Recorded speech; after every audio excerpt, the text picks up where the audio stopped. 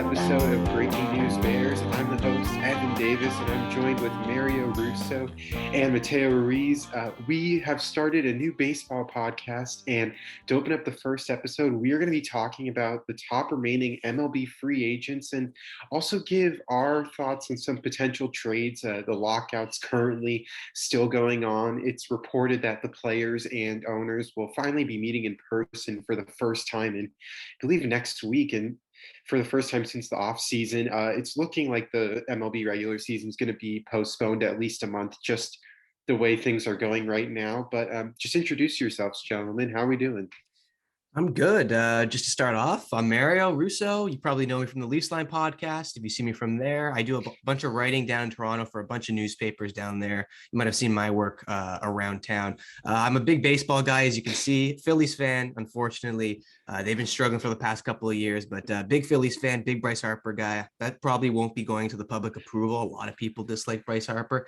I'm the anomaly. I love him. He's a great guy, great player. But aside from the team side of things, I've played baseball. I have a lot of experience in the field. I played for about 10 years, high level baseball as well. I wanted to pursue a career in baseball, but when the education was offered to me and COVID really hit hard on the season, so I chose to stay down local in Toronto and just try to play for the local teams here. So yeah, I'm a big baseball guy. I played almost my entire life, know a lot about the sport, the ins and outs, and I follow it very closely. So you're in for a good time from me, and I'm sure Mateo could say the exact same thing.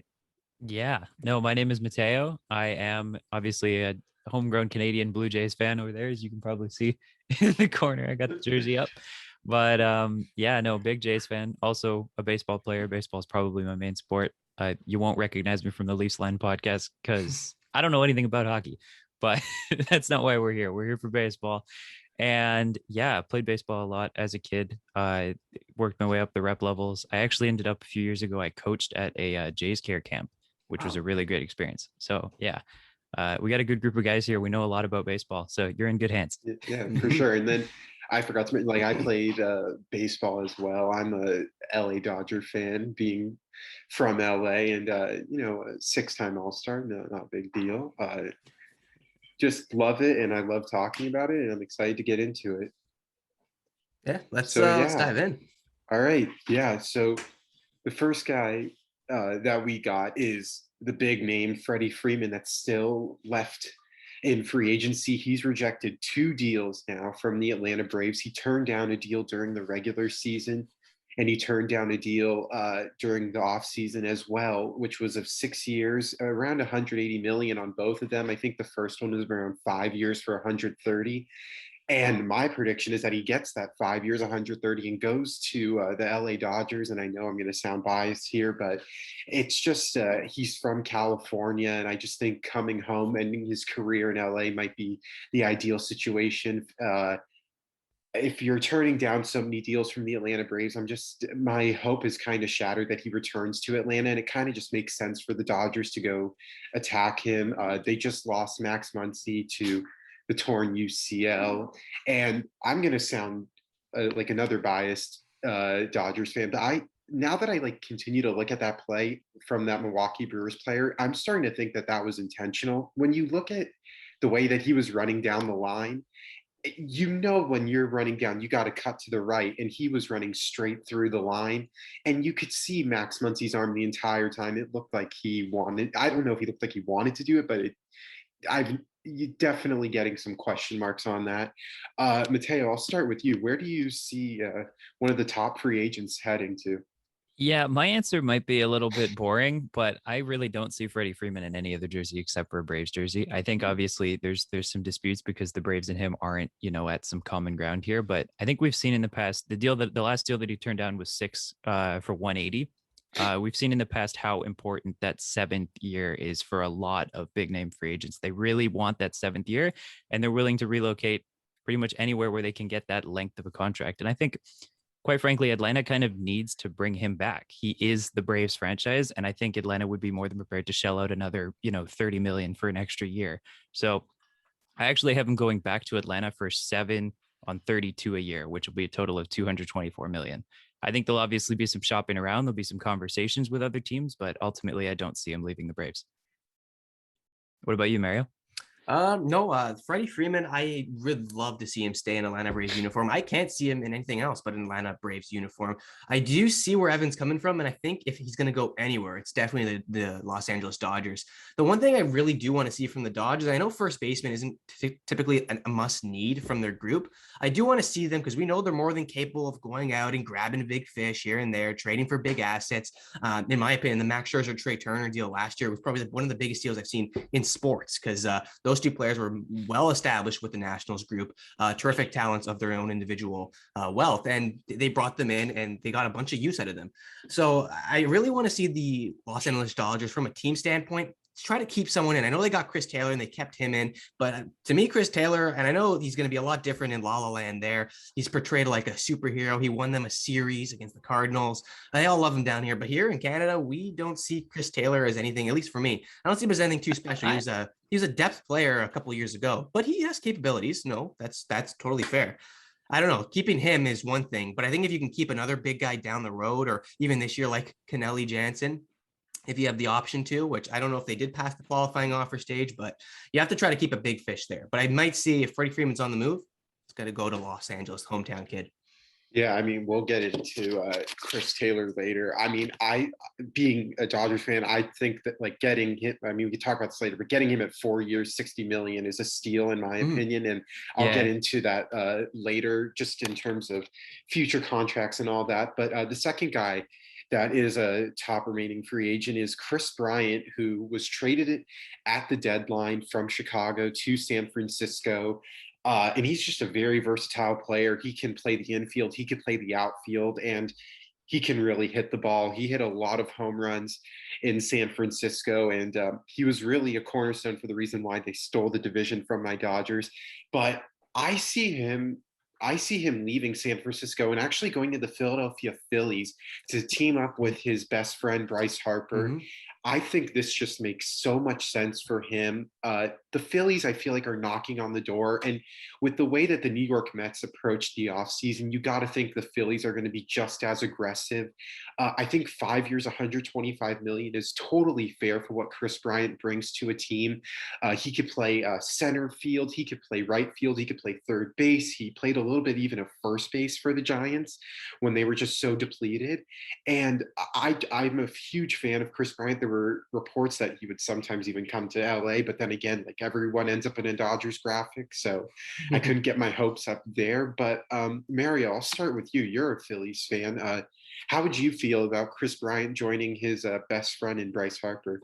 Well, as we all know, Bryce Harper is probably one of the best players on the Phillies. Probably is. He did win the NL MVP, of course. So he has a pretty decent role in speaking on what the team goes and gets. And he makes a lot of money, if we do not know. And that money can talk to the owners. He can say, oh, go grab this guy. Go grab this guy. It's sort of like maybe not officially, but somewhat unofficially his team. And he would be probably the guy who's vouching to get his old, I wouldn't say his old teammate, but his old friend back, Chris Bryant. Do I see it happening?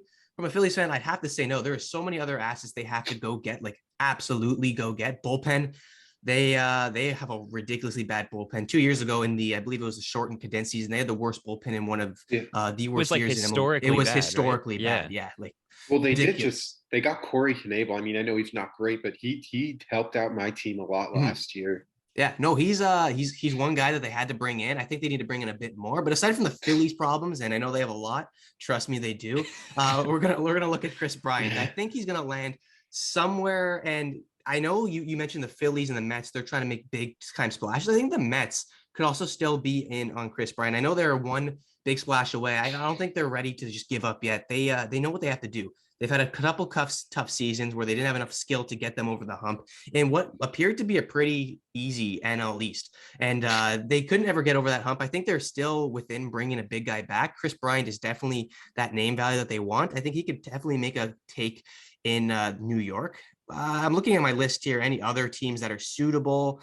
There's not really many other ones, except like I think the Giants should try to keep Chris Bryant just because they don't have a lot of right-handed bats in their lineup.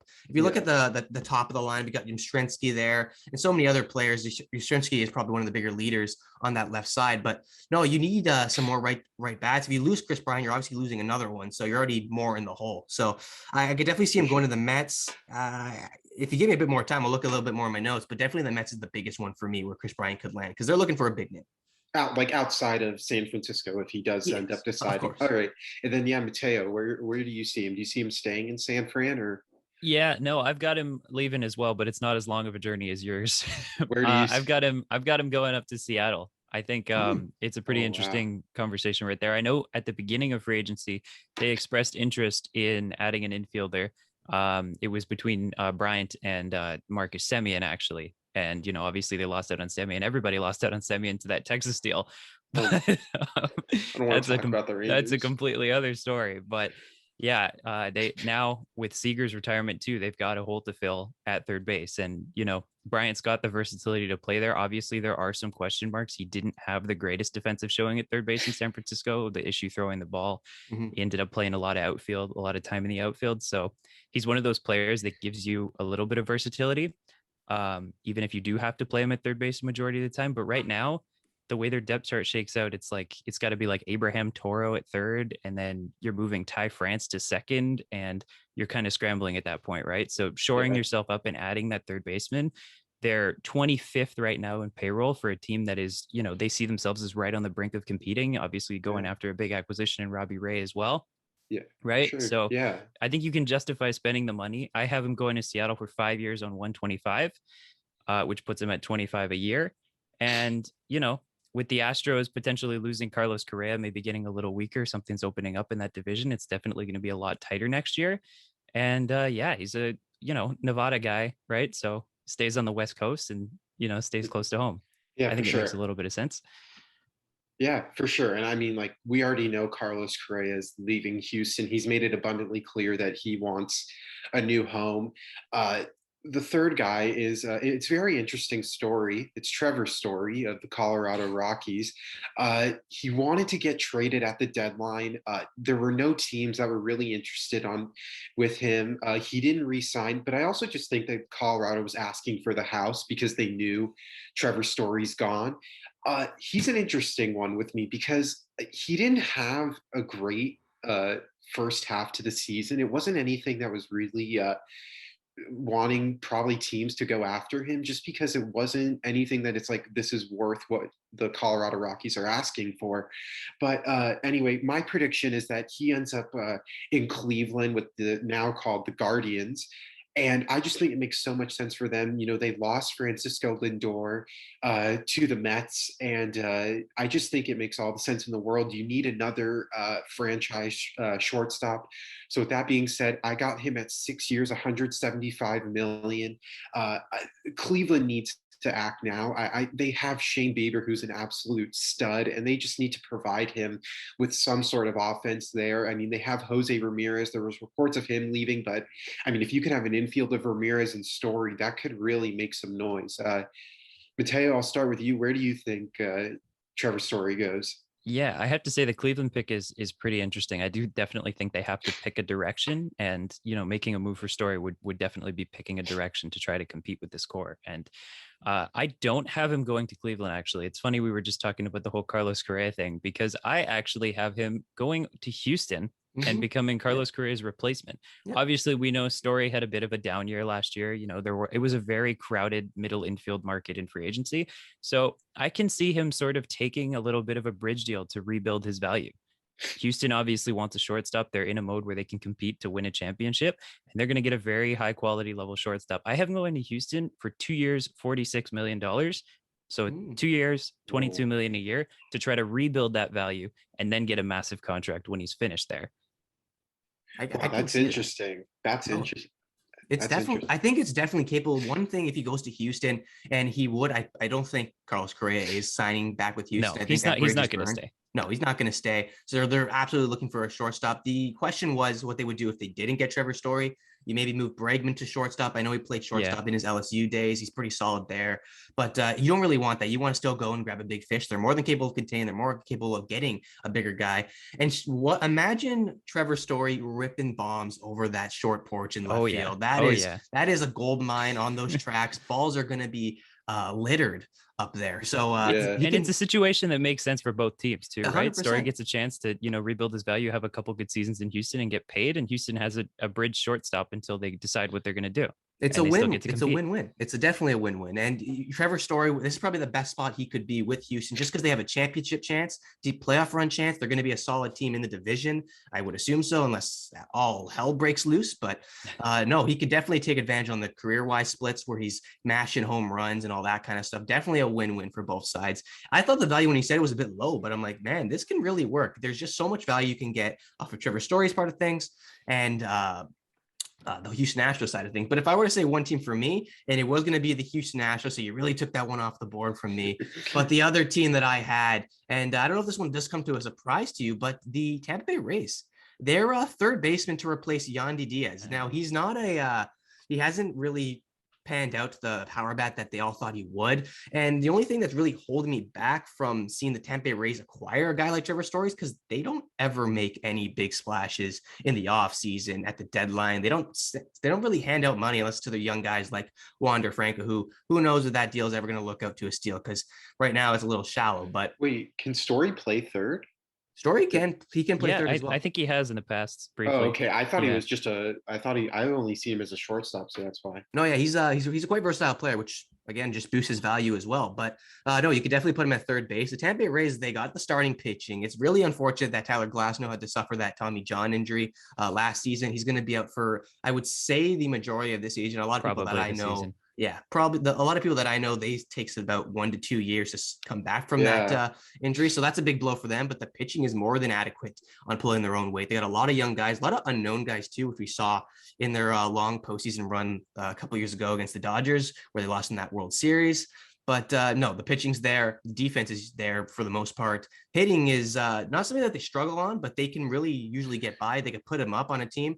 I think a guy like Trevor Story heading to third base to the Tampa Bay Rays, I think that's something that's somewhat probable, probably more than many other teams could say in the league. But Astros, I think, is the number one contender for them.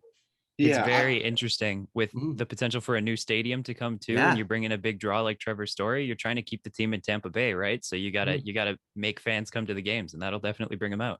Yeah, just the one issue I have with that is I don't know how much Trevor Story is really going to want to play third base on a day-to-day basis. Like, he is known as a shortstop. I think that's the one issue, is that you already have Wander Franco there. Like, you already committed a lot to him. But it could be interesting. Maybe it's just like, I want to go to a place where I can at least win, and if that means I move over, then I move over. Yeah. But moving on to the next one is, we're talking about a possible replacement for him, is Carlos Correa, who has made it abundantly clear that he wants out of Houston. He rejected any and every offer that the Astros threw at him. And, right before we started recording, we were talking about the Yankees as a potential suit for Carlos Correa. But like, the more that I think about it, the less it makes sense for me. And I'm just thinking, like, the one thing that the New York Yankees need is a left-handed bat, and Carlos Correa hits righty. And although he does something that a lot of Yankees players don't do, and that's get on base without having to hit home runs, it makes sense money-wise, because the Yankees are the Yankees. They could offer him a stupid amount of money.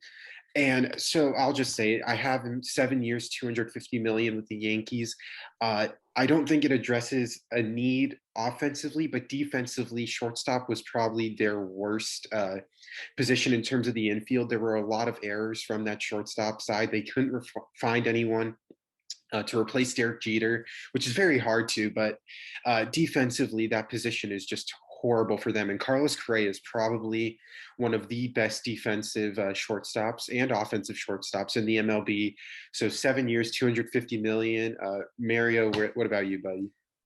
I mean, there's so much. I wouldn't say there's so much. There's a lot of very few teams that can offer Carlos Correa what he's looking for. The New York Yankees, not that necessarily that they need a shortstop. Like you said, they need a left-handed power bat, in my opinion. And you can get by with something you grow at home in a shortstop. But I don't think they absolutely need Carlos Correa, but they're definitely going to go for Carlos Correa. And I think they're going to go hard for him.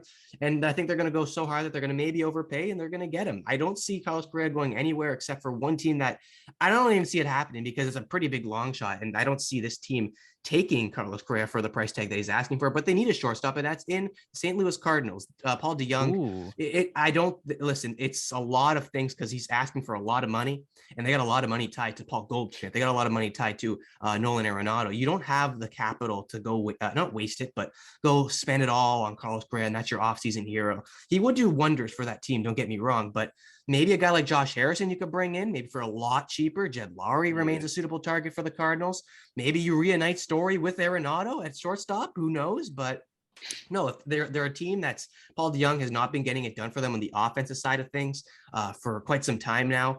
Sosa behind him hasn't really been getting it done either on the offensive side. I know he's a little bit young, but I think the Cardinals are not in a contend now mode, but they're pretty darn close to it. And if you want to bring in a guy like Carlos Correa, that could work wonders for the team. But that price tag, man, that price tag really scares off a lot of buyers.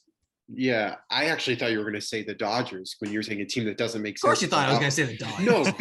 because I've seen reports that the Dodgers were interested in him, but I was just like, please God, no. Like, I don't like, it doesn't make sense. Mhm. But anyway, Mateo, that's what I thought. But anyway, Mateo, where do you see you? Yeah, I obviously, like a lot of other people, I'm really high on Correa. I think, by the end of the season, we might be talking about him as like far and away the best shortstop in baseball. I mean, he's going to ask for a lot of money. I have him getting a $9 million. I think I have 9-year, $288 million deal, which would put him at around 32 a year, which is a ridiculous amount of money.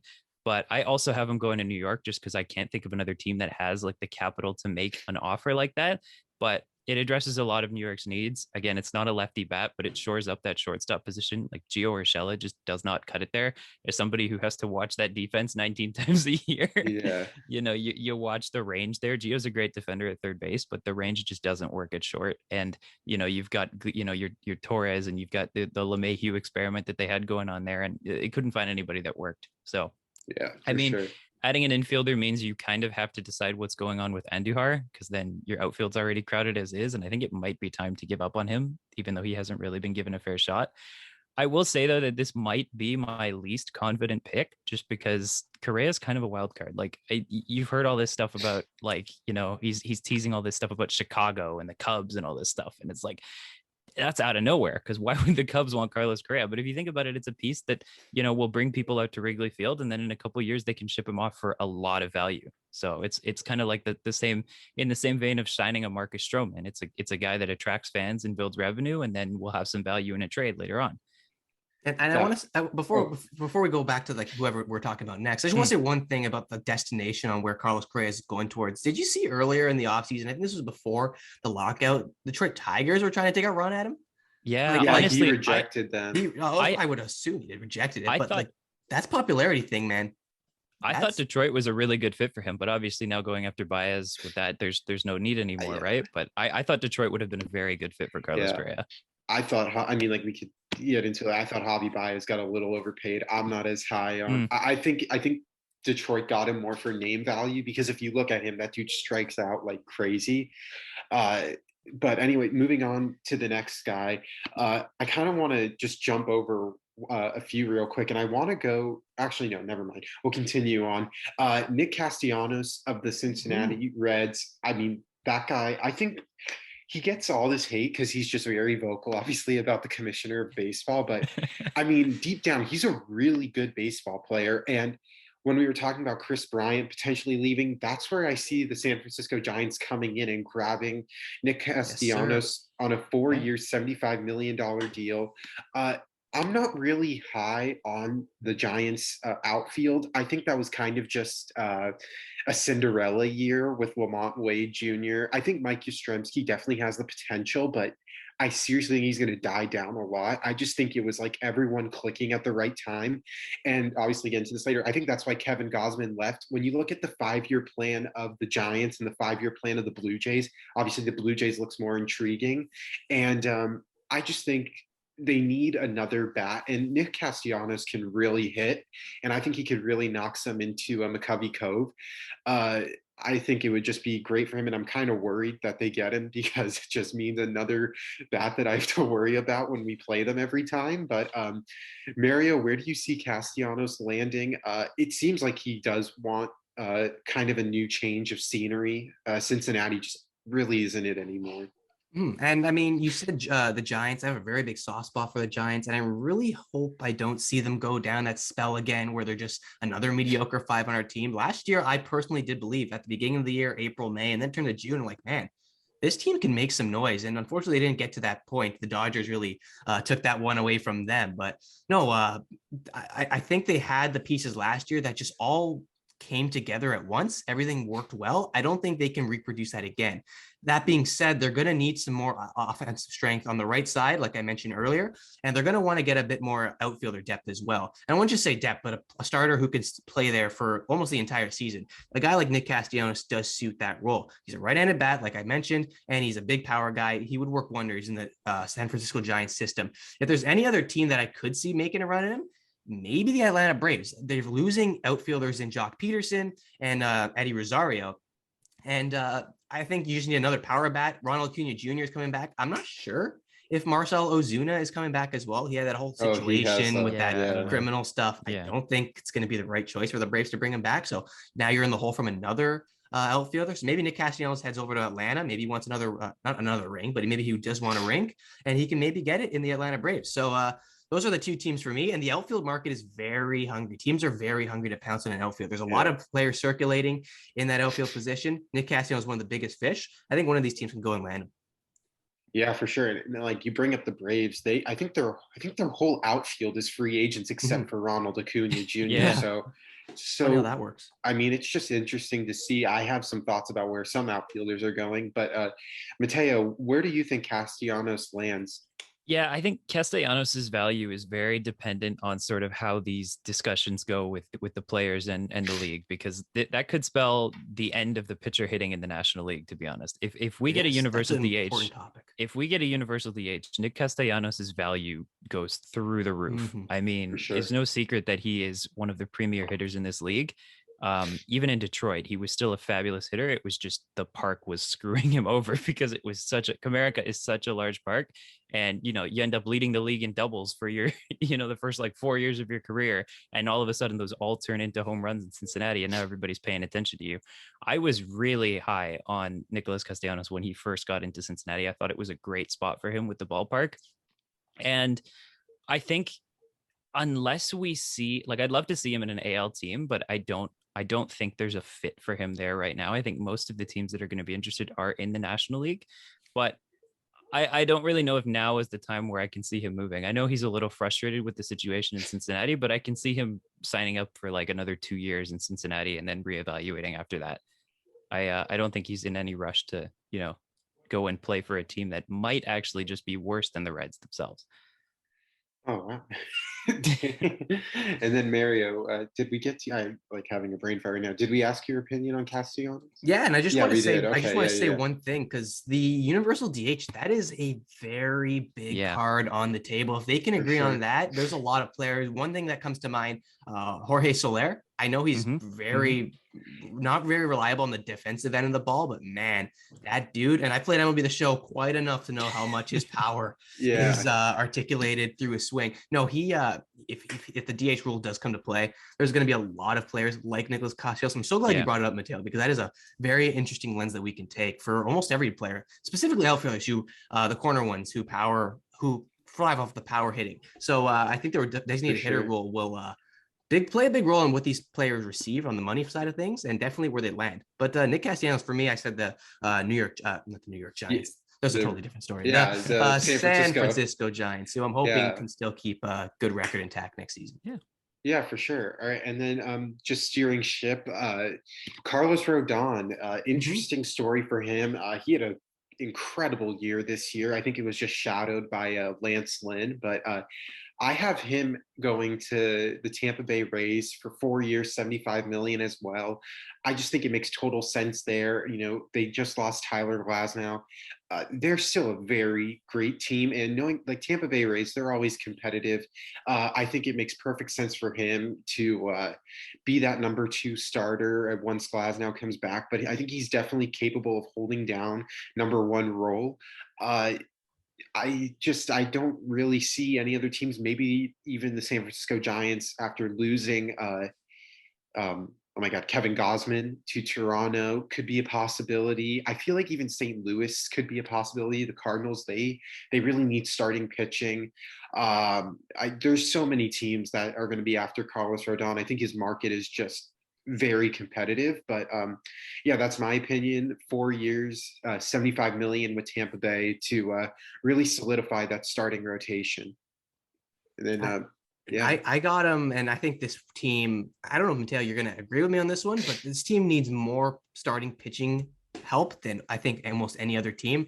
That is not the Los Angeles Dodgers, their neighbor, the Los Angeles Angels, because there is nothing really sustainable behind Shohei Ohtani. They brought in Syndergaard, and they're looking for a rebound year from him after another year of injury. That guy's just always getting injured, apparently. He's a piece of glass out there on the mound. But no, I think starting pitching depth is an absolute must need. I think they're just not really strong in any particular area. Like, they're mediocre on the offensive side. They have the best player in baseball in Mike Trout.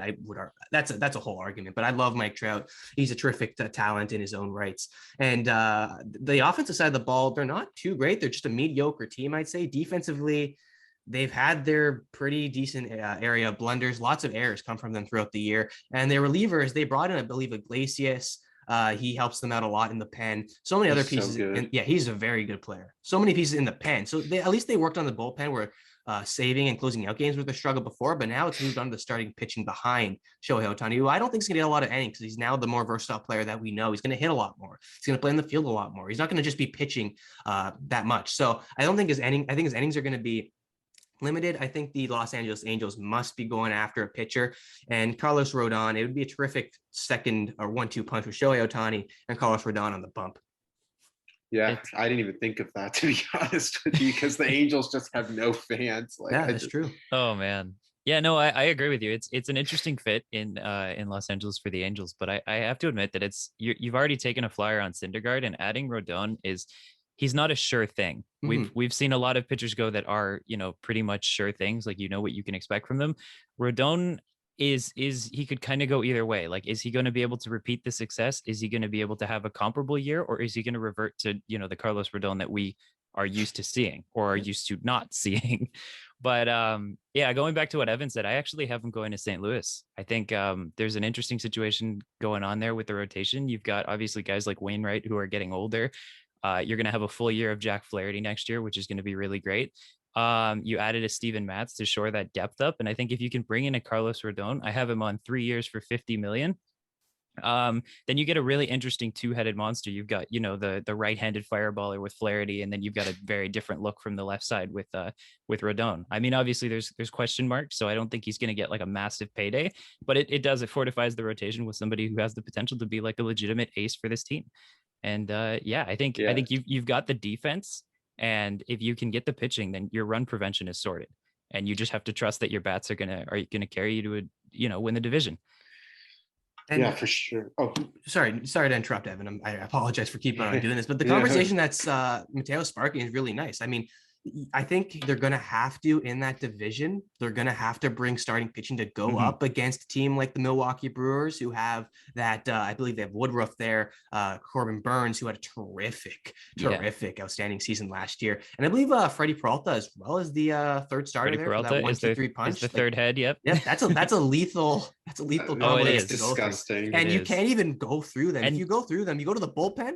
Josh, those Brewers, they have so much in the pipeline in terms of young pitching talent. It's a scary team there. But I also think that the Central is a little more open than people are willing to admit. I think there's room for a lot of competition there. I think your top three teams are going to be competing in it for a really long time. Whether it's if Cincinnati can stay competitive, you're going to have them. You're going to have St. Louis, and you're going to have Milwaukee in a pretty tight race by the end of next year. And I do see Cincinnati as a bit of a they have to do something now in this deadline or this offseason, whatever you want to call it, because right now they're losing players. Their team's not looking too strong. They didn't have that terrific of a year last year. They had a big hot streak near the end of the year where they tried to make a little bit of a push, but they got to get more sustainability and consistency there. But man, it would be terrific to see pitchers like Carlos Rodon heading and solidifying the rotation in St. Louis, because then you got like a 1-2 punch and a 1-2 battle for that spot in the NL Central, which is, like you mentioned, Mateo, pretty wide open. Yeah, I was gonna say this though. If like the Dodgers like don't do anything in terms of like offensive power, I can see them getting Carlos Rodon, and the way that they need another They pitcher. Like do. we don't know the situation with Bauer. Dustin May's reported to he had Tommy John, so he'll probably come back. I'd say around like 40 games into the season. I'd like Tony Gonsolin, but I think he's just more suited for the bullpen.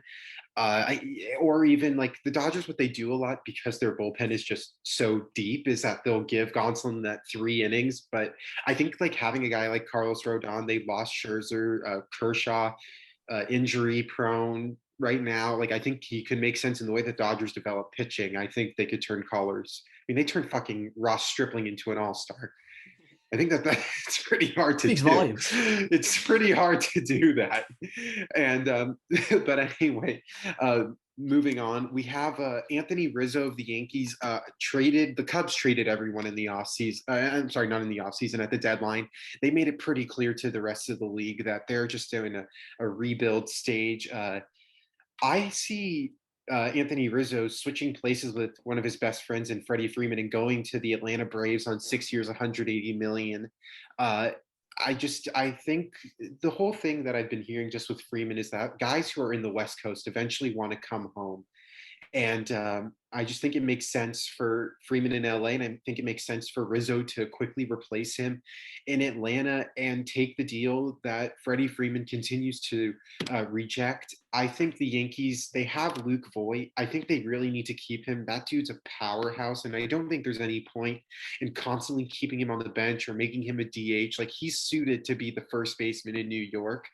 And I just don't think the Yankees need to pick one if they want to keep Rizzo or if they want to go after Correa. Like they can't have both.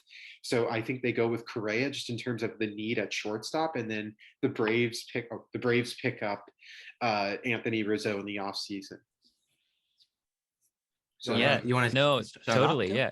I think yeah, you're totally right about the whole first base situation in New York. I mean, there's no room for two first basemen there, especially if you need to keep that DH spot open for a Stanton, right? So you've got an interesting situation there where New York really needs to retain their left-handed bats, and especially the left-handed bats that produce value for them, like Anthony Rizzo did. But it's a situation in which Voigt is controllable, and Voigt is, a little bit younger, and Voigt might have a little bit more, upside. not upside in the coming years. Mm-hmm. Obviously, I'm not saying that he'll be a better player than what we've seen from Anthony Rizzo, but in the next couple of years, obviously Rizzo's going to hit a little bit of his regression curve, and you're going to see Voigt maybe surpass him in the present moment. But I actually have Rizzo flipping to Boston. They were obviously in at him at the deadline. They couldn't manage to work out the trade, but I have him going to Boston in for 3 years and shoring up their spot at first base. That's interesting. If I were to pick my spot for Anthony Rizzo, I love the guy. He had a terrific career, and it was really sad to see it go in Chicago. I remember growing up specifically. This is a little bit of a tidbit you might want to know about me. When it comes to cheering for baseball, I wouldn't say weird. I'm very unbiased with baseball in the sense that I love just watching it for the purpose of seeing competition versus competition. And I always switch teams every year. I stopped very recently, just stuck to the Phillies. But every year I switch a team and I'm like, okay, I'm going to cheer for this team. At one point it was the Colorado Rockies, believe it or not. Big Arenado guy. How did you think? Did you exactly. lose a bet? No. I was just really high on Nolan Arenado. He's one point my favorite player in the league.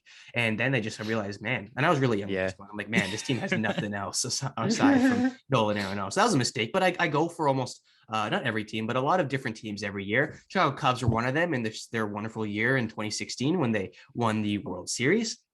And I followed Anthony Rizzo, Chris Bryant, the whole gang very closely. And I loved watching Anthony Rizzo down in Chicago. He was just terrific. All the home runs that he hit, and Fenway was always buzzing with him there. It's not going to be the same without him. But I don't think New York is going to be the same without him, because he's not going to be there. I think he's going to be in San Diego. San Diego is a big first baseman problem that they have two ways of solving. Now, if they want to go out and get Anthony Rizzo, I think they're more than capable of doing so, but they have to get Eric Hosmer off the books. That deal, I believe it's an 8-year. I don't got the dollars and cents in front of me right now, but it is a heavy one that they're really trying. Yeah, it's a big boy, big contract, and he hasn't really performed. I think he had 12 home runs all of last season.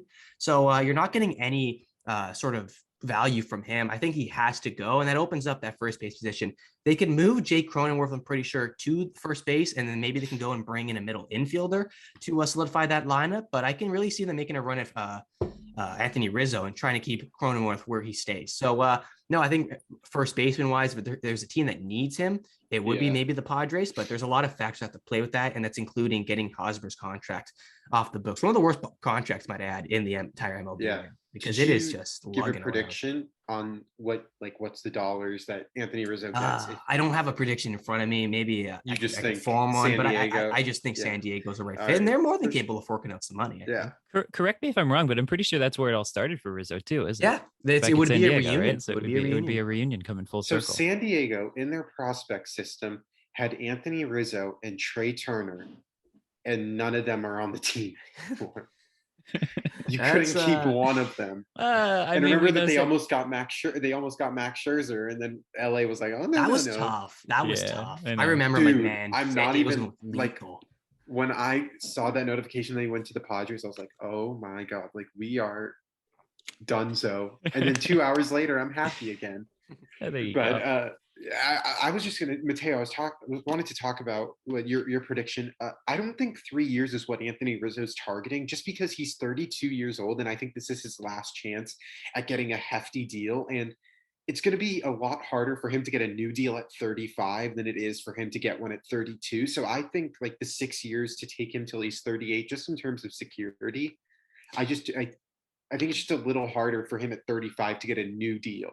Yeah, no, I agree with you that he'll definitely want a longer deal. I just don't know if a team is really going to be willing to commit to anything more than 4 years for a guy like Anthony Rizzo. Don't get me wrong, he's a great player. And, if you're going to have somebody get old, you want them to be at first base. It's a position where, you don't necessarily have to be as mobile. But a lot of Rizzo's value comes from his defensive ability as well. He's a fantastic hitter, but a lot of his value comes from his ability as a defender and his athleticism. And that's, with injuries, with age, that is going to decline. And so I don't really see a team giving him more than 4 years. Yeah, for sure. And when you're talking about injuries and age, there's another man, Clayton Kershaw. And I switched my prediction just now, actually. I had him at 2 years, 30 million, going home to the Texas Rangers. I'm going to switch that. I switched that up. I'm going 2 years, 25 million to stay with the Dodgers. And the one reason is that I don't think any other team wants him, just for the sake of injury concerns. And if there is a team that's going to retain him, or a team that's going to sign him, it's going to be the Dodgers, just to stay in LA for the rest of his career. How you're saying, I can't imagine Freeman in another jersey. I can't imagine Clayton Kershaw in another jersey. And this is the first time he's ever been a free agent. And I just think it doesn't make sense for Texas, the way that they've been going so aggressive. I just don't know how much Clayton Kershaw would even play in that rotation, just because injuries is a huge factor in his derailing value. And it sucks that he had to end his season on an injury, but I don't think it's ending in LA. But Mateo, what are your thoughts? I mean, I have him going to Texas. I think the figure you mentioned, 2 years for 30 million total, so that's 15 a year, is a pretty fair estimate for Kershaw. I mean, a lot of teams are obviously going to be very hesitant with the injury concerns, but Texas has a lot of money to play with, right? They can afford to sink $15 million for the next 2 years and it won't even make a dent, right? They've got, it's a short-term, little bit of a payday deal, and it kind of fits with the big spending mentality that Texas has had this offseason. It adds some interesting pieces to this rotation. I mean, you add a veteran who is obviously, he's going to sit beside John Gray in this rotation. You've got a lot of young arms coming up. Maybe there's some potential for him to mentor Leiter as these arms sort of move through the system, depending on how fast they get through. I don't know. Prospects seem to be shooting up these days, especially those pitchers. But I mean, he goes home. It's actually, I think it might be a little bit of an overpay for Kershaw, but but it's valid. It's valid, and it's Texas. Yeah. So he'll keep a lot more of that money than if he was in LA. Mario, what about you? Well, everything's bigger in Texas, so that is that's the most suitable fit. I do have to side with you a bit, Evan. I think he's going to stay in Dodgers blue. I really just can't see him in another uniform. I grew up watching Kershaw. I think the Dodgers. I think there's a lot of hesitant buyers right now because of the injury stuff that he's gone throughout his career very extensively as well. What you can get when he's on his highs, but when he's on his highs, there's a very few times he's doing that. So his value is really scarce around the league. I personally can't really put a price tag on it, to be quite honest, because you don't really know what you're going to get from him. You're going to get those Cy Young performances one night, and then the other night he's complete on the other side of the moon, and he's getting hurt all the time. So there's no real way to pin a price on this dude. I think the Dodgers are going to stick with him and say, listen, I'll give you a little bit of an overpay just to have you on here, because they do need a starting pitching depth behind their the stars that they already have. But no, I can definitely see him going back to his hometown in Texas. There's so many teams that can see him going on. One of them is the Seattle Mariners. Now, this one's a bit of a stretch, but they need a veteran starter. They're looking for one. They got Ray, Flexen, Gonzalez, Gilbert, Dunn. Do you know Gonzalez, Gilbert, Dunn? I'm not very familiar with their names as well. They could very well be competitive this season. Kershaw, if you get him on those highs, he could definitely play a role in knocking off those big teams like the Houston Astros in that division. I know it's a bit of a stretch. I do think my number one choice is that he's going to stay with the Dodgers. My number two choice is probably going to go back to his hometown, because if you're an athlete, you're going to want to go play for your hometown. It's just no questions asked if it's made and the opportunity is made. But Mariners are probably the more suitable one if you want to move outside of those options. No. Yeah, I do. It's just like, I don't know how many times he really wants to play the Houston Astros. Like, I think the World Series is just enough. And also, like, Seattle is just not like a great city that you want to like end on, especially like when you're looking at Clayton Kershaw. He's at the end of his career. It's either you're retiring in LA or you're just heading back home. Like, I think it's either that. Yeah. Yeah, Mateo, you want to? No, I'm just going to say we know that Houston is willing and able to write blank checks for players. So, I mean, paying a little bit more for Kershaw to have him for the next 2 seasons, again, if it doesn't well, they did that with Verlander. Yeah, again, but if it doesn't hit, then it's not a big deal, because, you know, you have the payroll to be able to eat that kind of a salary, right? He's not going to Houston. I said Texas. Oh, I thought you said Houston. I might have misspoke. Dude. Oh, did I say Houston? Yeah, I'm you sorry. said Houston, and I was like, oh my God. I'm sorry. That's what I was saying. That's what they did with Verlander. They No. Yeah. No, I'm saying we know that Texas is able to write a blank check, and, you know, if the Kershaw thing hits, then it's a big hit for them, and they could find themselves in the playoffs a little bit earlier, right? For sure. But if it misses, then it's not a big deal, because it's just you're eating 15 million on a team that probably isn't going to be super competitive anyway. Yeah, Absolutely. for sure. And then not switching. We're just going to head to the bullpen. Kenley Jansen, he's been a Dodger ever since he switched from catcher to closing pitcher. You know, I've had my mixed feelings about him. You know, obviously he gets a lot of saves just because the Dodgers win a lot of games, but he's also blown a lot of games, and he definitely was a huge reason as to why the Dodgers didn't win the division. I remember I was at a game where the Dodgers were up 5-3 on the Giants, and we ended up losing 6-3 and 6-5 in the ninth because Kenley Jansen gave up 3 runs in the ninth inning. So he's now going to be your guys' problem. I have him going to the Toronto Blue Jays on 3 years, $45 million. The Blue Jays really need a bullpen guy. And I mean, although I do shit talk Kenley Jansen, he does have probably one of the nastiest two-seamers I've ever seen. And that slider and cutter is just, it's gross what he can throw. And I mean, you look at the one time he was clutch for the Dodgers in that game against St. Louis when he made Tommy Edmonds look absolutely silly and got him to swing so late on a two-seamer high up in the zone. And Edmonds was like, what the fuck? Like, what did I just swing at? And look, the Blue Jays really need, I'll say it again, they need another bullpen guy. They have Nate Pearson coming out of the bullpen for some reason. I don't know why. He needs to be a starter. If anything, move Ryu to the bullpen. Like, that guy is, I think Nate Pearson has so much more potential than Ryu does. I mean, that's just like a joke, but like, maybe food for thought. I don't know. But anyway, Kenley Jansen ends up in Toronto. I think it makes all the sense in the world, even for the Dodgers too. There's no need for the Dodgers to re-sign him. As much as I have a love-hate relationship with him, they have Blake Trinan, who's probably also one of the best closers in baseball and has a slider that makes Fernando Tatis go golfing. So, Mario, I'll start with you. Do you think he'll go to your hometown Blue Jays? No, but maybe you could go to my hometown Phillies, my boys up here. It's going to be a bidding war for Kenley Jansen this year. You got the Reds that are going to be in on him. You got the Jays that are going to be on him. And I know the Phillies are going to be more than in on him. They all need reliever help, and relievers are hard to come by, especially when they're as successful and with a resume like Kenley Jansen. I think he can definitely make a run at all these teams I think it's just going to come down to who's going to give him the biggest contract. I don't know if they're going to really be looking too much in depth about what he's going to bring. They know what he can really bring on a consistently good nights. And the Jays, I think they're going to expect to be a pretty contending team this year. The Reds and the Phillies are all going to be in the mix as well. So these teams are all on a bit of an uptrend. They're not there. They're not down, but they're sort of moving up slowly. Kenley Jansen is definitely going to be one that they want to roll with. Maybe they can offer him a bit more term as well, and they're going to give him a lot of dollars. So one of these three teams, it's really hard to say which one because they're all going to make a big run and a big case for this guy. Yeah, you make valid points, Mateo. Do you see him ending up in the 6? I actually have him ending up in Philly, funny enough. But yeah, I have one guy's loyalty. I have him going there on a 3-year, $48 million deal. I mean, obviously, we were speaking, I don't know if it was on this podcast or just before we started, but, the Phillies have had a historically bad bullpen for the last couple of years, and they really need to shore that up. And bringing in a guy like Kenley Jansen, although he doesn't have the best track record, is, he's a proven pitcher with great stuff that in the right situation is really going to flourish and help a team be successful. I think one of the main things that you want to focus on when you're building a bullpen is building from the back end up, right? So getting that really solid anchor, that really solid guy that can come in and, you can feel confident putting him with the game on a line in a 1-run game and a tie game in extra innings situation like that.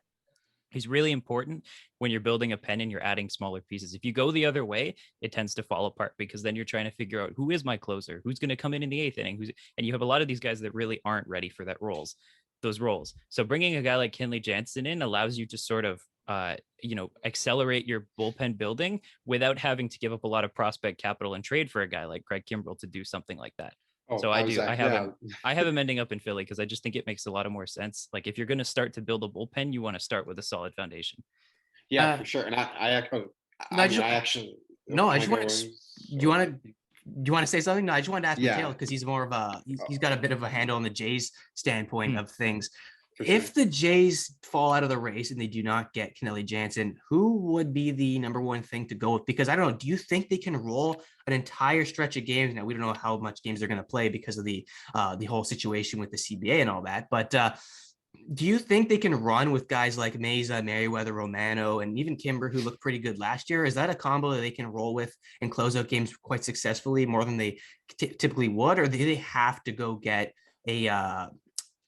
an absolute set closer like Kenley Jansen would be, I'm trying to say, or can they roll with 4 guys?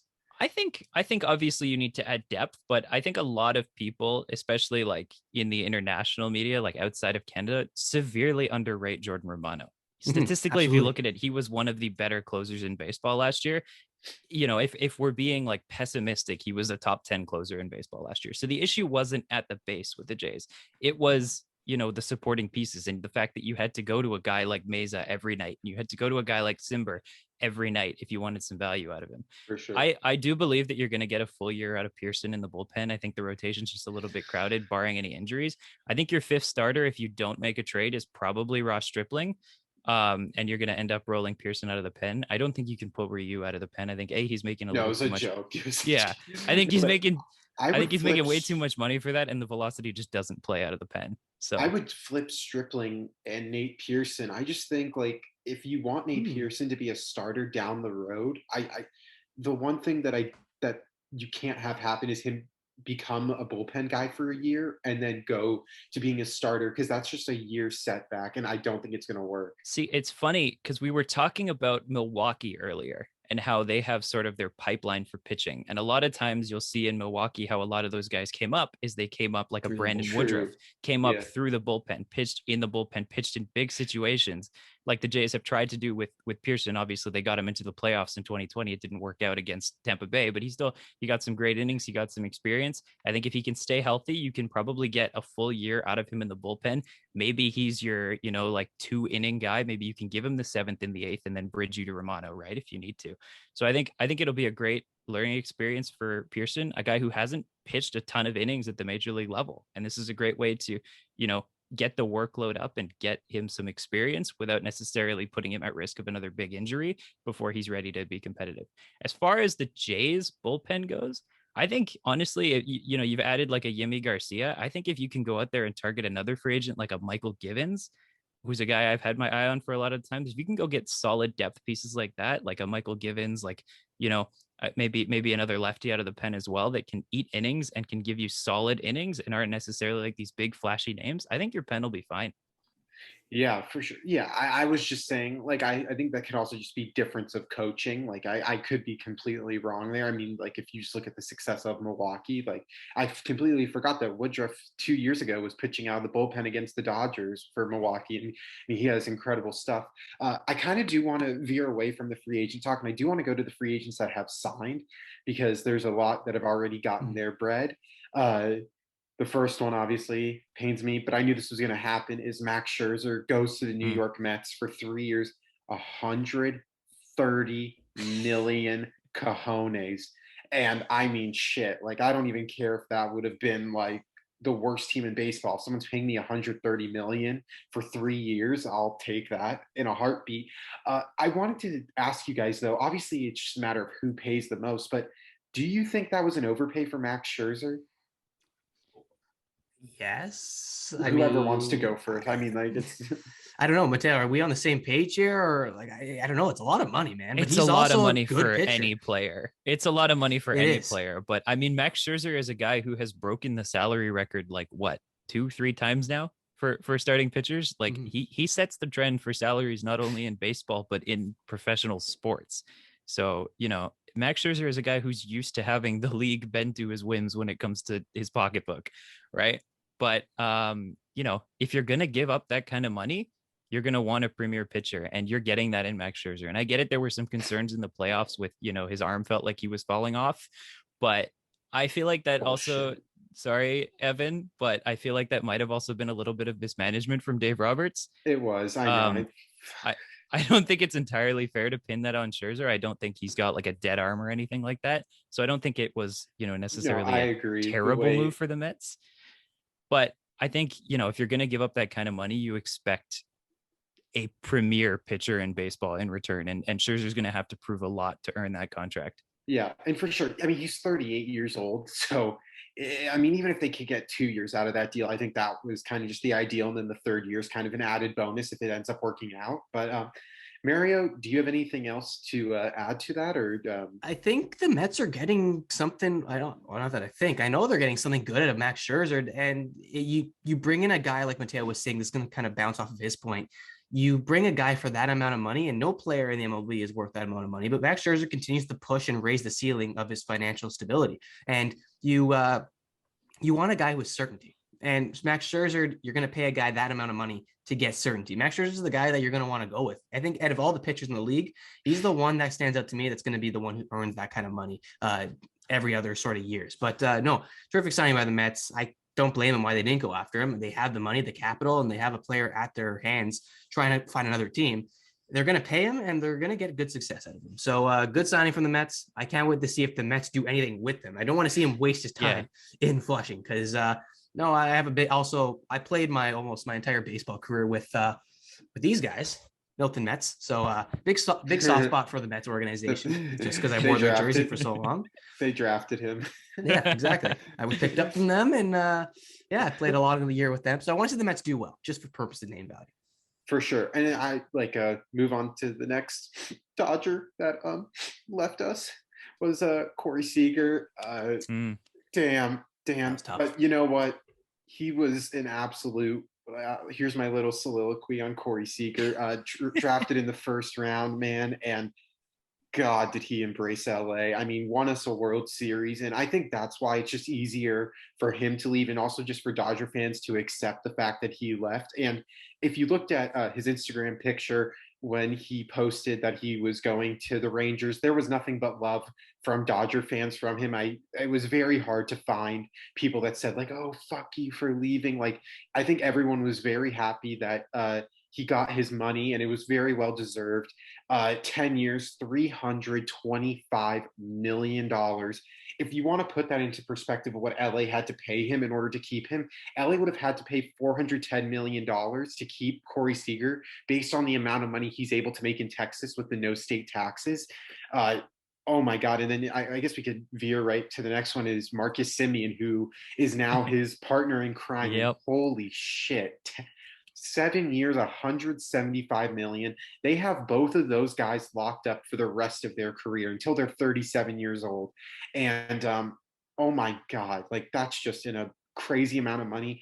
I don't think Corey Seager got overpaid. I think he's worth the value. I think Marcus Semien did get overpaid a little bit, but when you're the Texas Rangers and you have money for days, overpayment doesn't mean Jack cojones. So Yeah, it's kind of like I said at the top of the show with the whole Freddie Freeman thing. If you can give a player that 7th year, you're going to sign them. yeah.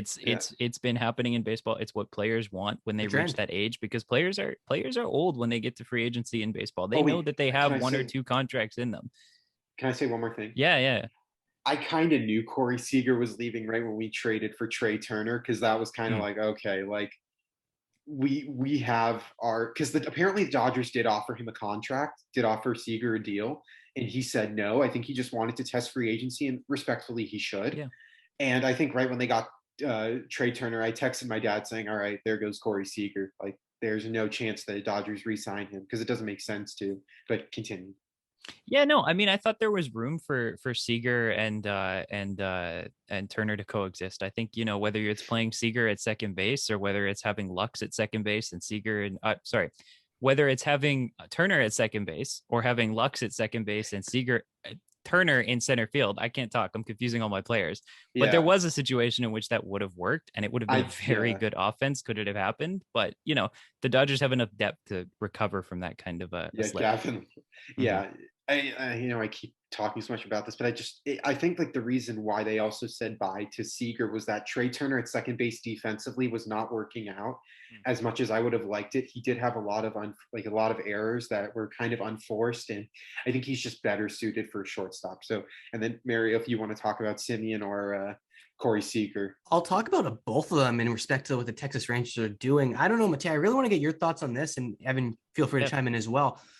How many years are we going to see burned off of those deals from Mm. Oh, Semien and Seager? Because they're not in contend now mode. Like when they made those two signings, I knew, yeah, you got the money to pay. You're going to go get them if you can. But like the rookie in, I believe Garcia had a terrific year last year. There's just not a lot of things outside of those two players that you're building around. They didn't have a core, really, so to speak, to build around and add those guys. Those guys are somewhat now at the age that they are. They're their core, which is really strange to say. I don't know. Are you buying in on the Texas Rangers? When are we expecting to see these guys start putting up numbers and leading them to a potential postseason? Because it's definitely not this year, at least I in mean, my it's opinion. it's definitely not going to be instant, but it's one of those things that you pay them now and you hope in 3 years you're in a better situation, kind of thing. I think it's a little bit similar, obviously not as exaggerated of a situation, but a little bit similar to what the Phillies did with Bryce Harper, Yep. right? They for they sure. knew they weren't in a situation in which they could necessarily compete. Maybe they thought they could win a weekend at least, right? But they definitely didn't think they were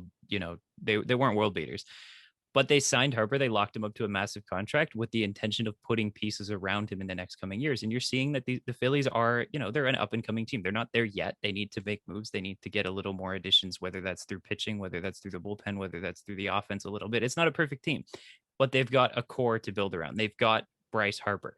And if you can have, two Bryce Harpers, right? If you can have, Yeah, the best second baseman in baseball, and you can have Corey Seager, who, when healthy, is a top 5 shortstop in baseball. And yeah. that's your core that you're building around, and you have a ton of young pitching prospects in the pipeline. You're going to get good draft picks in the next couple of years. You've got some potential to build with that team. Yeah, it's interesting to me though, because I understand why Corey Seager wanted to go to a place like my guess is that Corey Seager just went to the place that offered him the most money. And ironically, he goes to the Texas Rangers where he absolutely lit it up in that ballpark during that bubble season. I mean, remember in the NLCS against Oh Atlanta, yeah. he hit like 7 home runs in one series, which is just absolutely unheard of. And that's where he won NLCS and World Series MVP. So it fits perfectly for him. I understand it for him because he's 27. He's already got his ring. So the only thing left is to get a huge payday. Marcus Simeon's a little confusing for me because he hasn't won a ring yet, but at the same time, it's like, I'm just gonna go. If this team's offering me 175 million, and I'm gonna keep a majority of it because of no state taxes, I'm living in an awesome city in an awesome area. Like, why Yeah. not? Sometimes it's like, yes, a World Series ring is nice, But at the same time, it's like, let's get the money first. And if a trade happens in the future, then a trade happens in the future. And Yeah, you have to be a fool if you're Marcus Semien to not cash out after the year he had with Toronto. Like I Oh yeah, think no, 100%. I think the whole purpose of coming to Toronto was to build that value up. That's why you sign exactly. that 1 year deal. That's why you try to, it's like we were talking about with what Trevor Story could be interested in doing, Mhm. right? But it's really interesting to see that the Jays offered him the same like annual amount as the Rangers. It was that 7th year that pushed them over the edge, right? Well, So it's all about security when he's what is he, 30? exactly. So it's all about I think he's security at 30. that Exactly. point. It's financial security. And it's like you said, the state taxes. He's played in California and Ontario. Those are two of the highest Highest taxed cities in Major in League Baseball. yeah, or So, no, like in the like in their in respective well, in countries. North in North America as well, but like Ontario Yeah, taxes are comparable to California taxes. It's about time he gets a bit of a break. So yeah, for sure. I mean, yeah, exactly. I can't blame him for going after the money. There's no hard feeling for Semi, and he had a fantastic year for my Jays last year. And you wish him nothing but the best in Texas. And it would have been nice for him to get into the playoffs, man. It Oh, would have been It would nice. have. Just a couple games. Oh. Yeah, well, that's why like Dylan, another one of our buddies, made that like video about how the divisions in MLB are so stupid, and I completely agree with that because, I mean, talk about it. The Dodgers were a 106-win team that had to play in the wild card game. Like that just unheard of. But anyway, let's go to another Blue Jay is Robbie Ray, who goes to Seattle for 5 years, 115 million. And then Kevin Gosman goes to Toronto for 5 years, 110 million. So I want to ask the two Blue Jay fans, what do we think about that swap? You go first, Mario, you Mateo. want to go first? Oh, you want me to go first? Yeah, All right. sure. Yeah, You sure got thing. the bias. All Look at right, the yeah, two a gentlemen. little bit of biased. I mean, as somebody who got to watch Robbie Ray over the last couple of years, to see the strides that he took with Pete Walker and to see, in depth how he reinvented his, his motion and how that sort of propelled him to a Cy Young season was really interesting. But the thing you got to consider with Robbie Ray is the guy is a 2-pitch pitcher. He is fastball, he is slider, and he's got a damn good fastball and a damn good slider. Mm-hmm. Yeah. But the peripherals suggest that he shouldn't have had as good of a season as he did. Right. If you look at the projections, if you look at the advanced stats, and I don't like to do this with a lot of players, but when you're talking about locking up a player to a massive deal like the Mariners did, you got to do your homework. Right. And I do believe that a guy like Gosman was a bit of a safer bet than Robbie Ray. I mean, credit to Pete Walker. He's a miracle worker. And I really do hope that Robbie Ray, like this is the version of Robbie Ray, because baseball is better when players are better, right? Like I want to see this version of Robbie Ray. I don't care if he's playing for my team or not playing for my team. Obviously, I want to see Gosman do well as well. But, Robbie Ray is a 2-pitch pitcher, and that is a very dangerous game to play. He gave up a lot of home runs last year. Almost all of his runs came from the home run. And, if you start missing your pitches, like we know Robbie Ray has had command issues, you start walking people and you start missing down the middle, those solo home runs that he was giving up last year, they're going to turn into 2-run shots, 3-run shots, and that ERA is going to go through the roof. So it's a deal for Seattle that's a little bit risky. I can't blame them for taking that risk, but it's a deal we could look back in a couple of years and say, oh man, maybe that wasn't smart. But And as far as Gosman goes, I'm excited to have him on the Jays. I'm excited, that splitter is nasty. I'm excited to, see what he can do for this team and hopefully take us to the playoffs. And Mateo, I just want to ask you this one question because you've obviously followed a lot more Robbie Ray than I have, even though we live in the exact same city, which is quite weird. But no, you follow Robbie Ray. Can I ask you this? Was he taken, and I could be completely wrong, it's just a question in the dark here, but was he taken by the Jays like a situation where Semien was taken, boost his value, and then go to another team? Or did they offer him fair amount of value? I don't remember that far back. I'm kind of lazy to pull the numbers in front of me. It was a trade at the deadline, if I remember correctly. It was a deadline deal, and then they offered him a 2-year deal just to be sort of like a back end of the rotation starter with the intention that maybe Pete Walker could fix his control issues, because that was the issue with Robbie Ray. He was, he was pumping his fastball in there. He had a great slider, but he couldn't locate to save his life when he got to Toronto. And so, they took him on when he was in Arizona. He was in Arizona too, but he did have that all-star season in Arizona that people tend to forget about a little bit. No, yeah, right? I know. I just remember like when he would play against LA, like there were just a lot of times where they would smoke him just because he couldn't locate. Exactly. So Robbie Ray has had like a very interesting career arc. If you look at like when he's locating that fastball and when he's getting that slider off the plate, he's got a lot of success. He's got that all-star season in Arizona. He's now got the Cy Young in Toronto. And the Jays put a lot of faith that Pete Walker would be able to unlock that, but they didn't necessarily commit the money that would suggest they had full confidence in him. So I would say it was a little bit of the Jays were being cautious when they made the move, and I can understand why they'd be cautious in the negotiations this offseason as well. And you mentioned the control issues with Robbie Ray. The Mariners are hoping, and I mean, you take that situation and that deal when you can if you're the Mariners. But you met the one game that really stands to mind. I'm sure it really burns in the memory of a lot of Jays fans this past season. You remember that game against the Yankees? There, Robbie Ray, I believe it was one of his last starts with Toronto, and they were pushing for that playoff spot. And then that one inning just blew. He got his handles blown off. The Yankees were bashing everything over the ballpark, and they ended up losing that game. And it really did cost them that playoff if you're really looking at the grand scheme of things. So I guess that's one area where the control is a bit of an issue for Ray. When you're looking at Gausman, this is one thing I remember. I think I said it to Evan, or I might have said it in a group chat somewhere. I think so. The one thing, and I love Gausman, that splitter is ridiculous. It is lights out. It's probably one of the best. It's probably like top of Shohei splitter. I mean, it is disgusting. I think I'd put Chapman splitter above it too, but still, yeah. Yeah. No, the one thing I just want to say about Gausman is that I just haven't seen, aside from last year, where he was absolutely lights out dominant for a very strong San Francisco team. I just personally haven't seen anything sustainable with his records. Like he's always got that negative record. I think he's only finished above 500 with his record, maybe 3 or 4 times in his career. I have the stats in front of me, but I don't know. I know he's reinvented himself in San Fran. Pete Walker is an amazing coach. I think it's going to work out very swimmingly, but there's that one thing in the back of my mind where like, he doesn't have that great of a longevity, even with that pitch arsenal that he has. So not really a risk that the Jays are taking, but a little cause for concern, no? The other interesting thing there, and I don't know if maybe Evan can speak more to this because obviously he's watched a few more Gausman games than the rest of us have. But unfortunately, he didn't have a great end to the season last year, and that seems to be the thing that a lot of people tend to focus on when they want to criticize this move by the Blue Jays, is that Gausman really fell off after the All-Star break. So I don't know if you can speak to that a little bit. What you kind of saw. It was really, I mean, like he fell off just because I think like the standard was set so high. I mean, he was unbelievable in the first half of the year, and his pitches were still hitting, but I mean, I'm sorry, like his pitches were still accurate, and I mean, like that splitter just fooled the shit out of every Dodger player. But it was just interesting. Like he seemed almost easier to hit, and I just remember like guys like, I mean, you read this lineup, like guys like Trey Turner and Mookie Betts were just finding ways to finally connect with him, and I think that's when the Dodgers won in San Francisco. I think that's when Gausman was pitching Game 2, and it gets to the 6th inning, and all of a sudden it's bases loaded, and then Bellinger hits what was 5 feet away from being a grand slam, and then the very next pitch, AJ Pollock rips a double down the left field line, and then it's 6-1 when it was 2-1 legit 5 minutes ago, and it was just insane to see that, and I was just like, I couldn't believe that was Kevin Gausman, because Logan Webb is someone who had a weird first half, but then exploded the second half.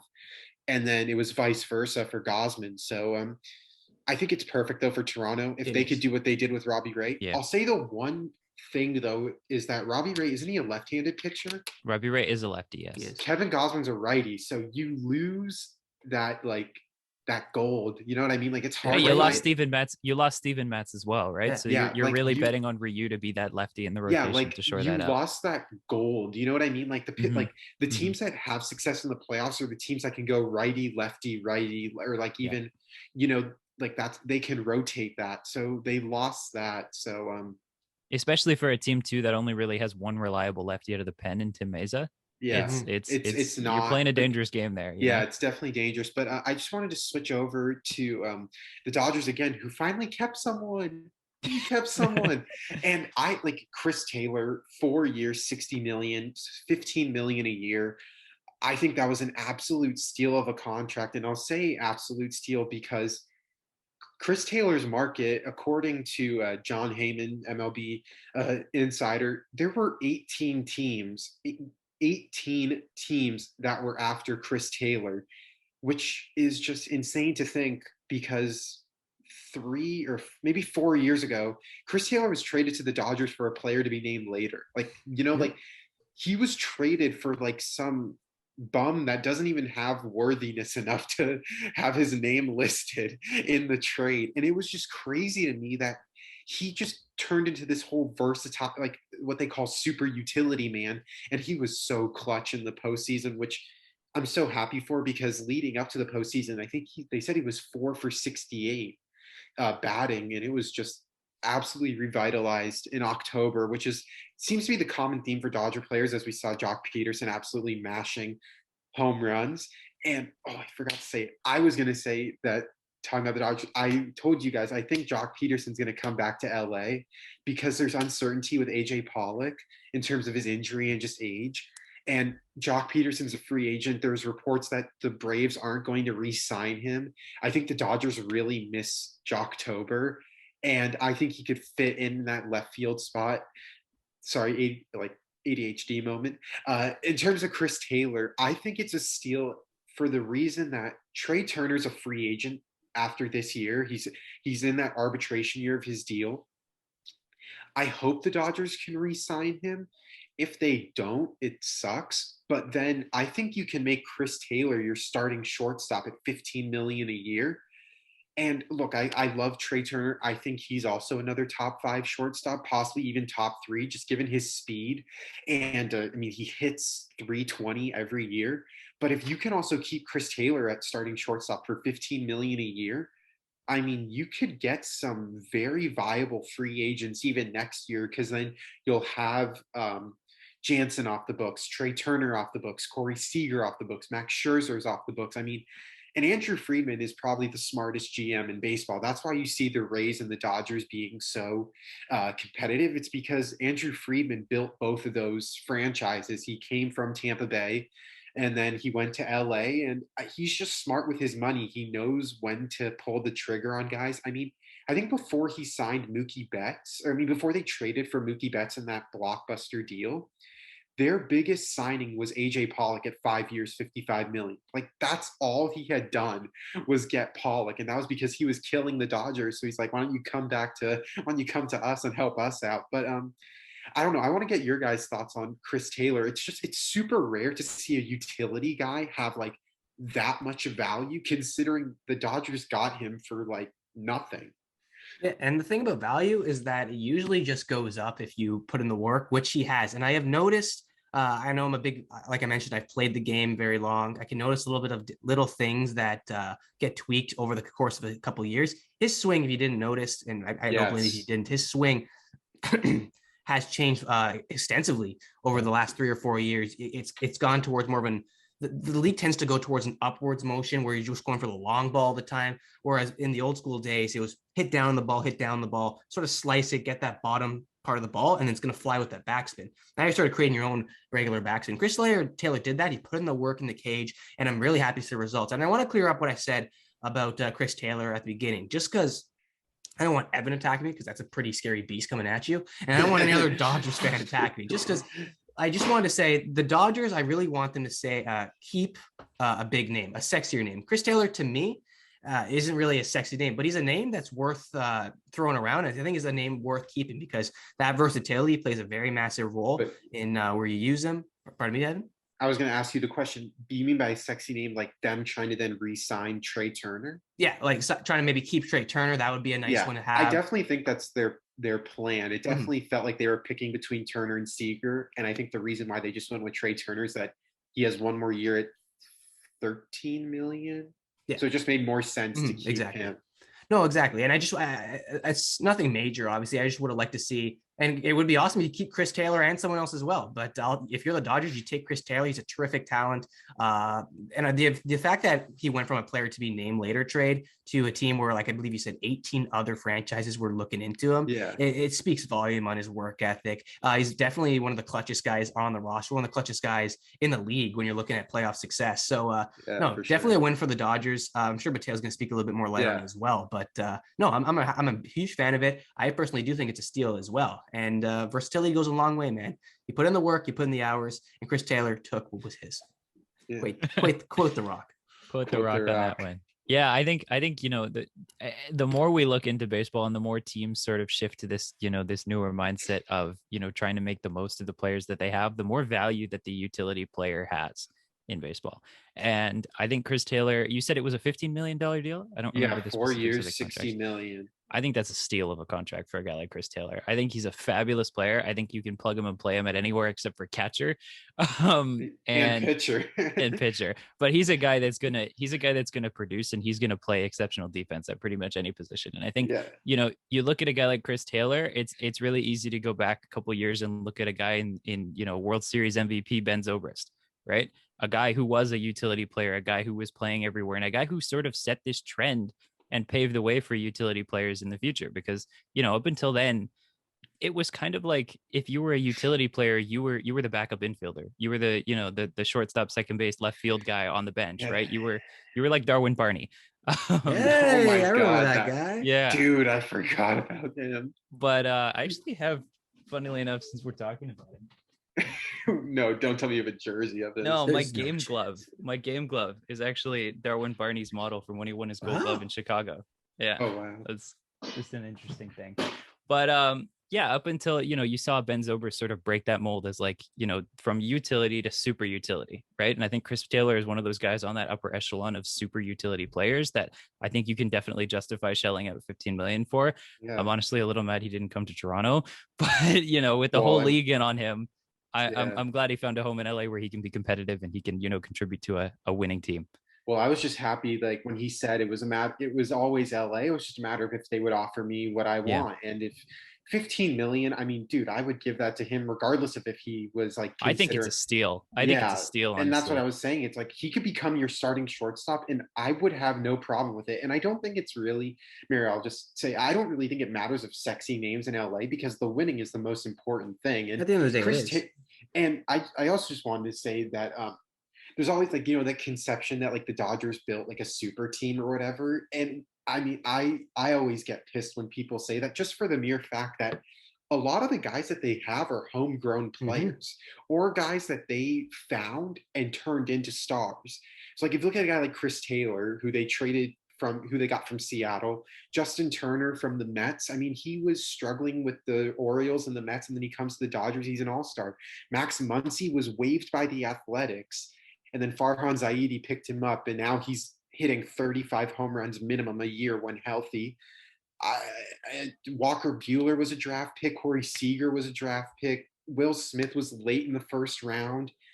I mean, like it's a credit to them what they're able to build homegrown. And then, I mean, obviously they're going to make trades. Like it's like they're not going to make trades. Like that's why I get upset when people say the whole super team thing. Cause it's like, yes, they have players, but they developed about 60, maybe even like 80% of that roster and even Alex Vesia, who was in the Marlins last year with an 18 ERA, comes to the Dodgers and has a 2 ERA.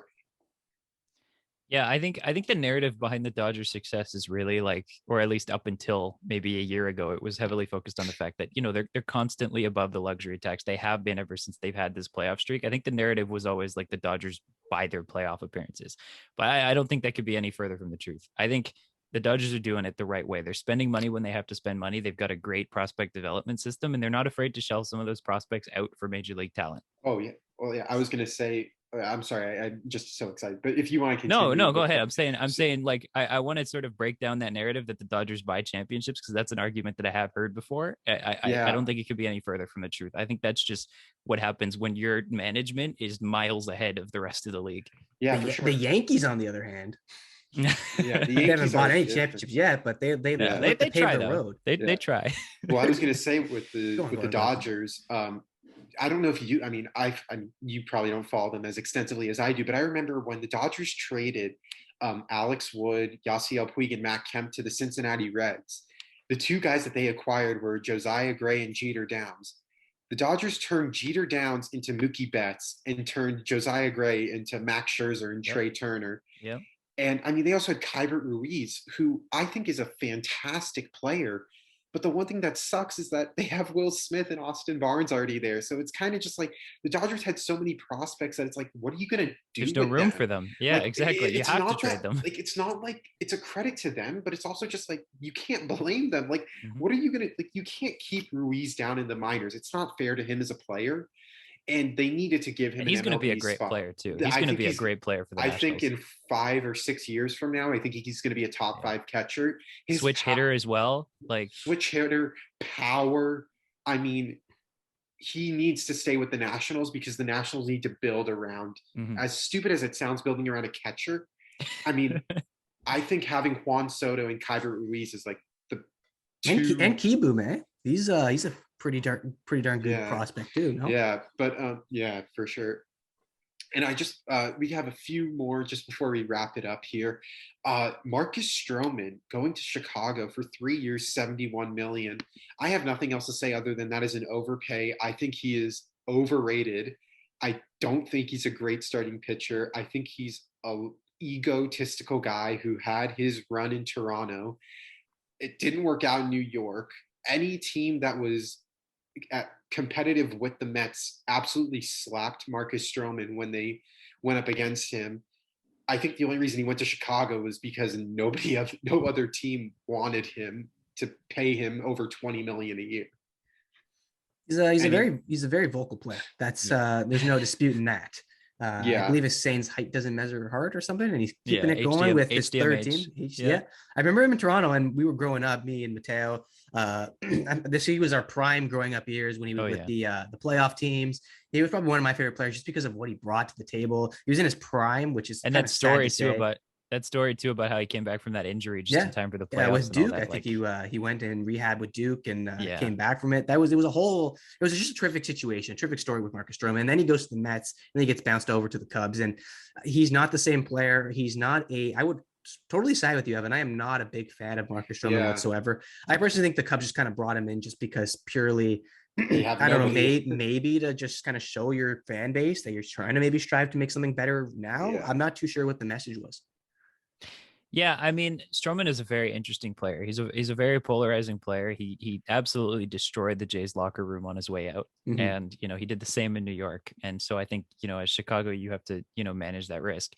But I think if you look at the general reaction to Stroman, you have a lot of people that hate him, but you have a lot of people in this city that 5 years later still adore the guy. They were begging for him to come back in free agency. They wanted Shapiro's head on a stake for not making an offer kind of thing. Like it's Stroman, when he captures the hearts of a fan base, can become a player that fans can get behind, especially if he's satisfied in his role.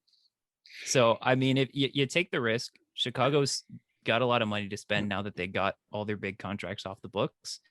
So you take the risk, and if he becomes that kind of a player, then he becomes, a player that Chicago Cubs fans can rally around while their team is going through this rebuild, right? And it becomes a little bit of a distraction. I'd argue you can't add a price tag to that either. Like that's something that just works. I'd argue that you don't have to care about the price tag because, you're not worried about competing, right? So, absolutely. You try to keep salaries as low as possible, but you can afford to pay a guy if it's going to keep your morale happy. Yeah, for sure. I don't know. The only thing is if it goes wrong, your locker room is torched and you have to start over. So. Yeah, that's why. And I just think 3 years for that much money for what little, like, I think if he went to a contending team, he's the third starter. Like, I don't think he has the skill level to be a number one anymore. And that's just, I thought the Angels were going to be a good fit for him, to be honest. Dude, like, I don't think the Angels have a great pitching staff. They don't.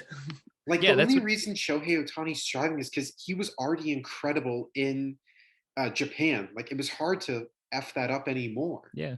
Like, they just don't have a great pitching staff. And, they also drafted 21 pitchers. Like, I don't know if you guys saw that. They only took pitchers. I know. They only took pitchers in their draft, which, credit to them because like they don't have.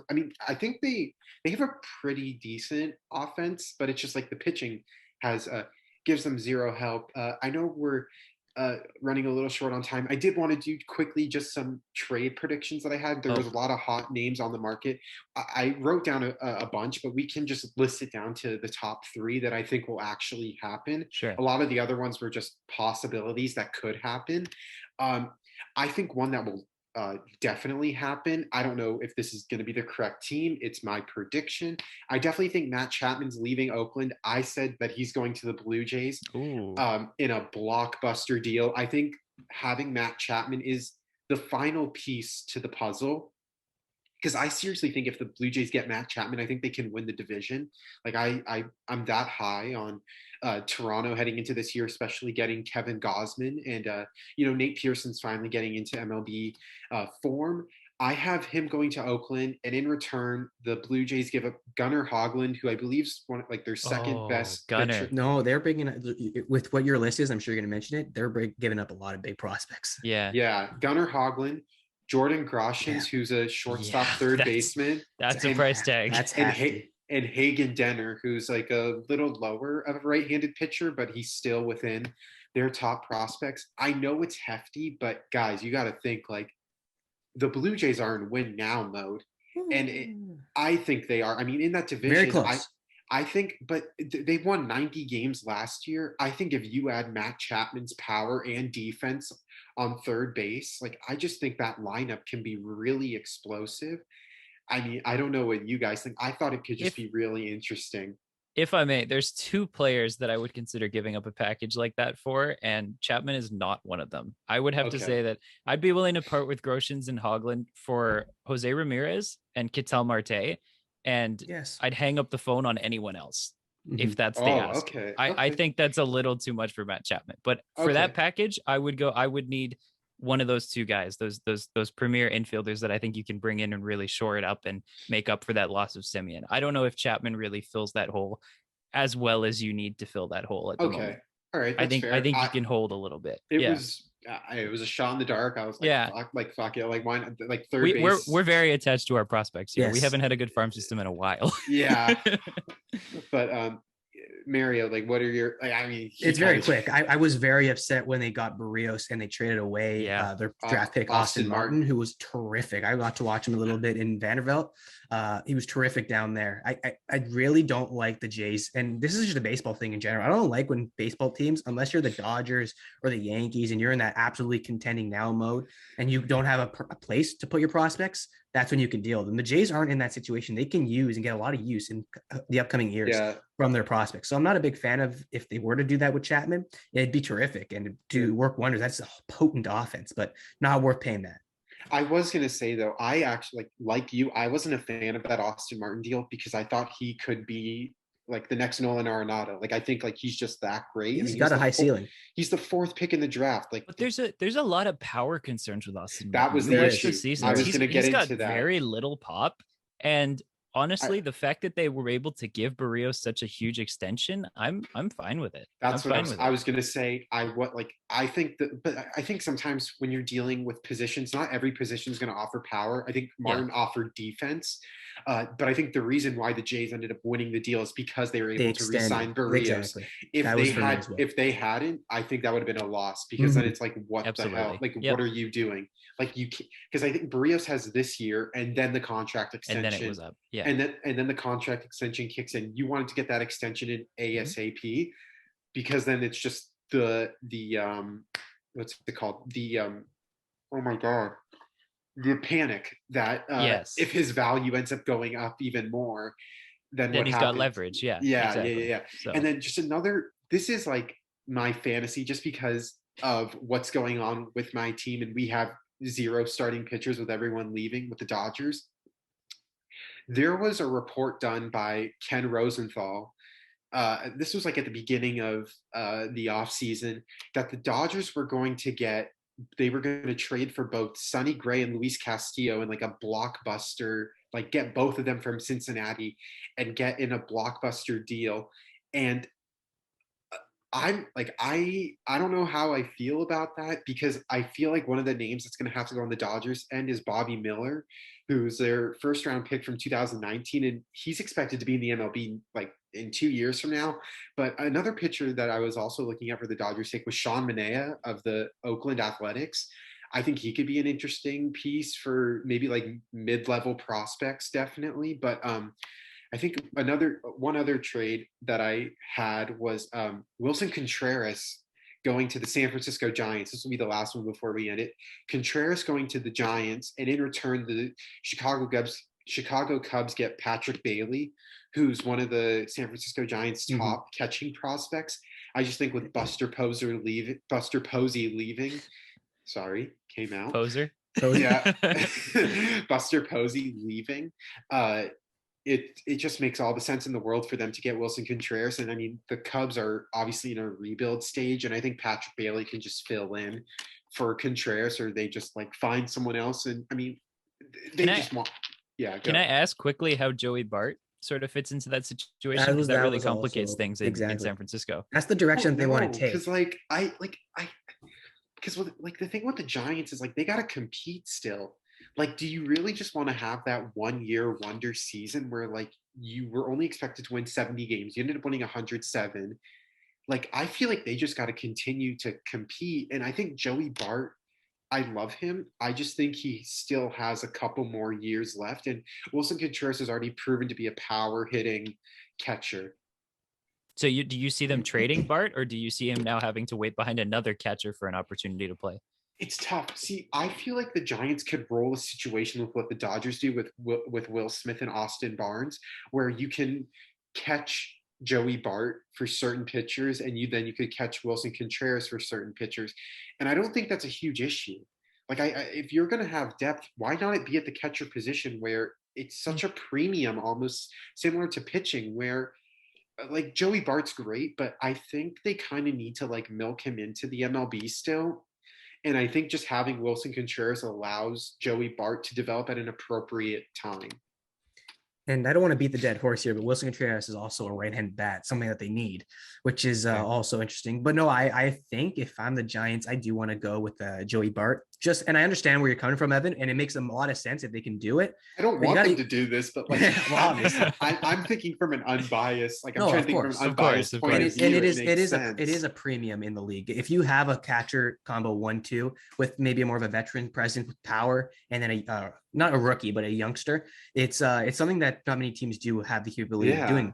But Joey Bart also played in the shadow of the great Buster Posey. I wonder how much that affects, because I've played in front of some great players. He's been waiting a long time. He's been waiting a long time, and I feel like a greater player learning from him, like a mentor that is Buster Posey, who I'd consider probably the best catcher that I have grown up watching. I think you give him a shot. Yeah, for sure. And I mean, look, maybe this is a trade that happens not like immediately, like heading into the season, but maybe if Joey Bart doesn't work out, then they give the Cubs a call.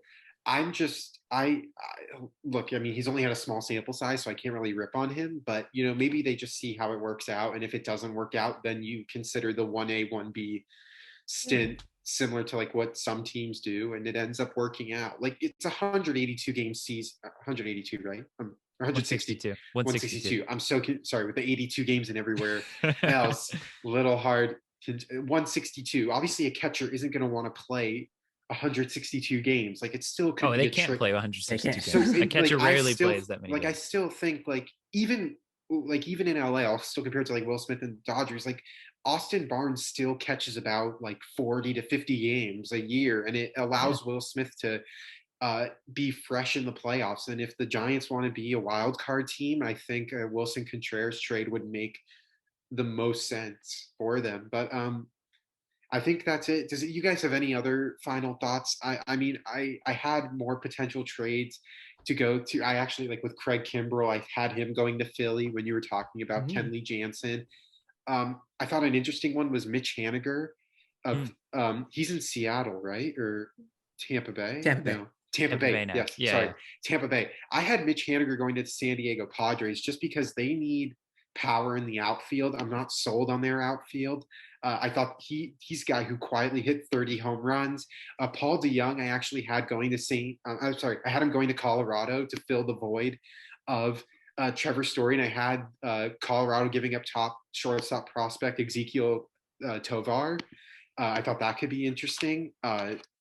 If Colorado at least wants to stay relevant, I think that would just be great for Paul DeYoung to at least revitalize his career and then get a big payday somewhere else. Just given how it's a lot easier to hit home runs in Colorado with the elevation, I think that could be interesting. And then final ones I had was Sonny Gray also to the Angels for a few mid-level prospects, and Michael Fulmer, I know we were talking about in our group chat. Yeah.